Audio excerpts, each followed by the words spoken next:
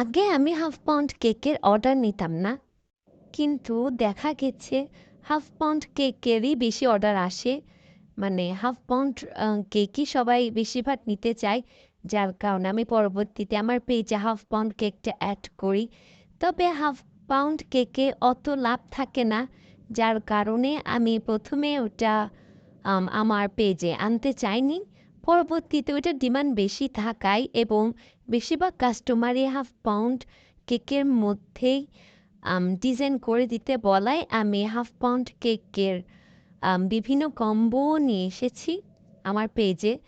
এখন যে কেকটি দেখতে পাচ্ছেন ওই কেকটাও একটা হাফ পাউন্ড কেক, একটু হাইট কেক, কারণ যে আপুকে অর্ডার দিয়েছিল উনি যে রেফারেন্স পিকচারটা দিয়েছে ওইটা একটু হাইট কেকের মধ্যে।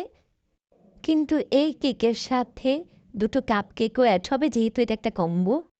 যেহেতু এই প্রথম আমি কোনো কম্বো কেকের ভিডিও করতেছি, ভাবলাম আপনাদের সাথে ভিডিওটা শেয়ার করি। এই কেকটা ছিল স্ট্রবেরি ফ্লেভারের এবং আমাকে আপুটা বলেছিল কাপকেকগুলো চকলেট ফ্লেভারের দিতে, তাই আমি কাপকেকগুলো পরবর্তীতে চকলেট কাপকেক বানিয়ে নিই। কারণ আমি প্রথমে ভুল করে স্ট্রবেরি ফ্লেভারেই বানিয়ে ফেলতেছিলাম ইয়াটা কাপকেকগুলা। হাফ পাউন্ড কেকের মধ্যে ফিনিশিং আনতে ক্রিমেরও অনেক বেশি ইউজ হয়। এখন একদল আপু এসে বলবেন আমি voter card ID card use করছি। আসলে ভোটার আইডি কার্ড ওইটা রিয়েল না, মানে ওটা একটা প্রিন্ট, আপনার কালার প্রিন্ট করা, যেটা লেমিনেটিং করিয়ে রেখেছিল আমার বাবা। ওইটা যেহেতু একবারও ইউজ করেনি, যার কারণে আমি কেকে ফিনিশিং আনতে ওইটাই নিয়ে নিই। দেখলাম ওইটা দিয়ে ভালোই ফিনিশিং হয়। যেহেতু ওটা রিয়েল না, এটা একটা ফটো কপি। এই যে দেখতে দেখতে আমি কম্বো কেকটি বানিয়ে নিয়েছি। কথা বলতে বলতে আমি আমার এই কম্বোটাও রেডি করে ফেলেছি। এরও একটা কাহিনী আছে, যে বক্সটা দেখতে পাচ্ছেন এই বক্সটা আমাকে দোকানদার 12টা কাপকেকের বক্স দিয়ে দিয়েছিল, কিন্তু ভেতরে যেই পার্টটুকু আছে কাপকেকের ওটা 6টা কাপকেকের বক্সও দিয়েছে।